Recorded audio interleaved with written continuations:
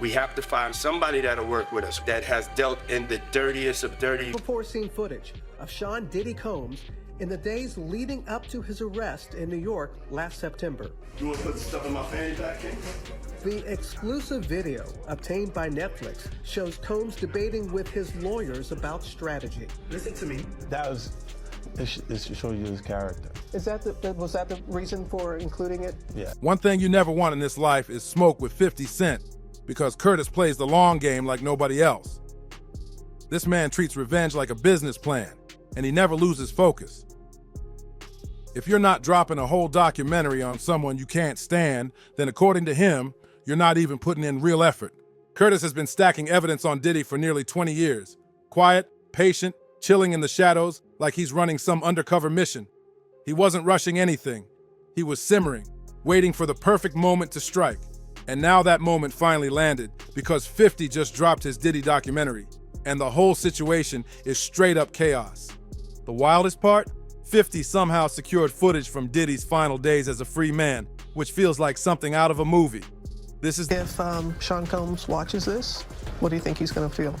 Like, wow, this is amazing.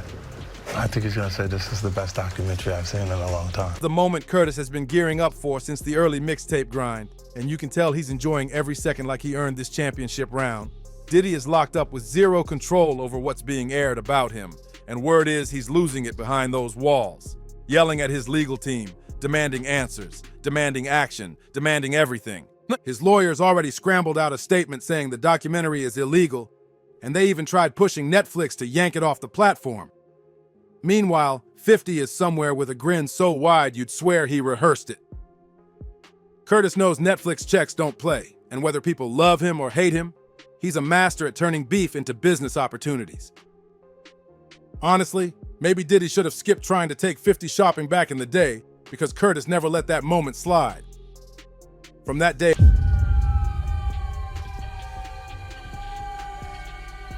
We have to find somebody that'll work with us that has dealt in the dirtiest of dirty business. We're losing. Strategy. Listen to me. I'm gonna get off the phone right now, and I am gonna let you professionals look at the situation and come back to me with a solution.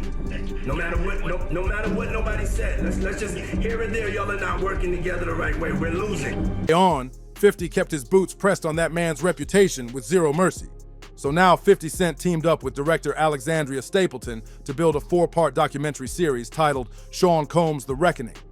And this thing goes deep. It includes rare, never-before-seen footage of Diddy in the days just before his arrest in New York City back in September 2024. The series premiered on Netflix on December 2nd and features exclusive clips of Diddy on the phone, arguing with his lawyers about strategy, stressing about what moves they should make next, and telling them to bring in someone who knows how to navigate the dirtiest business out there. You can literally hear the tension in his voice, because deep down, Diddy knew the walls were closing in and his time was up. You can practically feel the stress pouring off the screen because Diddy was scrambling hard, throwing every move he had left at this situation like he was trying to plug holes in a sinking ship. He was shifting stories, shifting strategies, shifting energy, just desperate to find anything that might save him. Then the doc hits another moment out in Harlem, where Diddy is doing his whole man of the people act, hugging strangers, shaking hands, smiling like he's running for office. But the second he slides into the car, You're a public person as well, and there was one instance in Harlem, and his reaction when those people Went away. went away. Got in the car and said, I feel like I need to wash, like I'm dirt. It should show you his character. Was that the reason for including it? Yeah. I mean, what's the odds that you would do that in front of a camera? Like, that's one of the moments where he forgot he was on tape. instantly asks for a bottle of hand sanitizer like he couldn't wait to wipe off the same people he was just embracing. And according to 50, that tiny moment exposes Diddy's whole blueprint. It's like watching a mask get put on and snatched off in real time, showing how quick he switches when the cameras aren't rolling. When 50 got asked if this entire project was just him pushing an old grudge, he shut that down and said his real goal is to show that the hip-hop community does not sign off on Diddy's behavior. And then he slid in some shade toward the industry names, staying silent like their lips are glued shut during the chaos. And honestly, Curtis isn't lying. He's not revealing some hidden truth or playing informant. Diddy already told on himself during that trial. There's nothing in this documentary that comes close to the things the world already heard in that courtroom. Diddy has already been sentenced, already locked in his reality, and no amount of editing or commentary can change that. But what 50 is exposing is the industry's selective silence. His whole point is that when everyone chooses to stay quiet, it makes it look like the culture is totally cool with that kind of predatory behavior. And that silence becomes a shield for the people who don't deserve one. Do you think that hip-hop culture was on trial as much as Sean Combs was? Not all. Look, if I didn't say anything, you would interpret it as the hip-hop is fine with his behaviors. There's no one else being vocal. So you would look at it and just say, because that mind your business, or let me not say nothing about nothing, or those things, it would allow the entire culture to register as if they're for that. People can say whatever they want about 50, that he's petty, that he's dramatic, that he's always ready to spark another feud, but at least his name has never been tied to anything strange or any creepy accusations. Meanwhile, a whole lineup of rappers and moguls who spent years orbiting around Diddy are suddenly mute, and it doesn't take a detective to figure out why. They're all tangled up in their own mess or scared someone might finally shine a spotlight in their direction. And let's be real for a second. 50 can swear all day that this isn't personal. But if you know anything about Curtis, everything he touches has a personal edge to it. This man treats grudges like vintage bottles locked in a vault, letting them age until they hit their strongest point. Once you land on his bad side, there's no coming back. No apologies big enough, no handshake strong enough to fix it. But even with all that heat, he still deserves credit because he was one of the only people in the industry publicly calling out Diddy long before anyone else had the courage to speak up. So is 50 bragging now? Of course he is. But can anyone blame him when he spent years getting clowned for telling the truth? Back then, when he talked about Diddy taking men shopping, people laughed, brushed him off, called him a hater, called him obsessed. Yet look at how things flipped. A lot of the things 50 mentioned years ago ended up matching what the world eventually saw play out. So yeah, he's sitting back enjoying this moment like it's a victory lap. And honestly, who wouldn't after all that? Just look at his response when he was asked how he thinks Diddy reacted after watching the doc. Curtis didn't even need to say much because everyone knows Diddy would snap the second he heard about it. And he didn't even have to wait long because Diddy's reaction came quick. According to CNN, Diddy's lawyers already hit Netflix with a cease and desist, saying the documentary used footage that didn't belong to 50.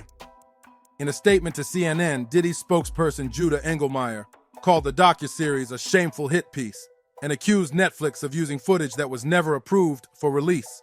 And here's a wild little detail. Judah Engelmeyer used to be Harvey Weinstein's spokesperson before he linked up with Diddy. That connection alone raises eyebrows like crazy. Judah also told CNN that Diddy has been filming himself for decades to create his own documentary one day, and he claims the footage seen in 50's series was supposed to be part of Diddy's personal project. Judah said Sean had been filming his own documentary since he was 19 years old, and that the footage in question was created for that project, but Netflix wasn't sweating any of it. Their spokesperson told CNN that director Alexandra Stapleton secured everything through the proper channels, and nothing was taken illegally. Meanwhile, Diddy's team is heated, and their cease and desist letter came with all kinds of threats. His lawyers wrote, "As you are undoubtedly aware, Mr. Combs has not hesitated to take legal action against media entities and others who violate his rights." And they warned that he wouldn't hesitate to come after Netflix next. They also tried to shame Netflix for working with 50 at all, calling him a longtime enemy with a vendetta who supposedly spends too much time slandering Mr. Combs. The whole thing reads like they were typing it with smoke coming off the keyboard. Vendetta or no vendetta, 50 is enjoying every second of this spotlight like it's a victory parade. And he's still trolling Diddy on Instagram like it's a full-time job. He even posted a clip from his Good Morning America interview where they asked him about his feud with Diddy. And Curtis dropped a caption that hit like a jab from a pro fighter. He wrote, "One feud. I put 2 of his kids in my scripted TV shows. I just didn't like him. He said fruity-ish to me. I don't like that." That's classic 50. Straight to the point with no sugarcoating. Meanwhile, Diddy is stressing behind those walls because there isn't anything he can do from inside. His team can send all the letters they want, but the doc is already streaming. The world is already watching, and 50 already walked away with the W. That's why he's grinning, like he just won a championship round, because in his mind, he did. Now some people are trying to call out 50, saying he should have thought about Diddy's kids and how this documentary might impact them, especially the girls. But let's keep it honest. Diddy didn't stop to think about how his behavior was affecting his own family while he was out here doing everything he was doing. And he definitely wasn't worried about anyone else's family when his actions hurt other people. If he handled things the right way from the start, he'd be at home with his kids right now instead of dealing with all this pressure. You can't throw a rock, hide your hand, and then act shocked when the truth circles back. Actions always come with consequences. And this is one of those moments where everything finally caught up. Now I want to hear what you think. Did you watch the documentary yet? Or are you waiting for the weekend to binge it? Is 50 being extra and doing too much? Or is he the only one in the industry with the guts to call things exactly how they are? Drop your thoughts in the comments, hit like, subscribe to the channel, share the video, and I'll see you on the next one.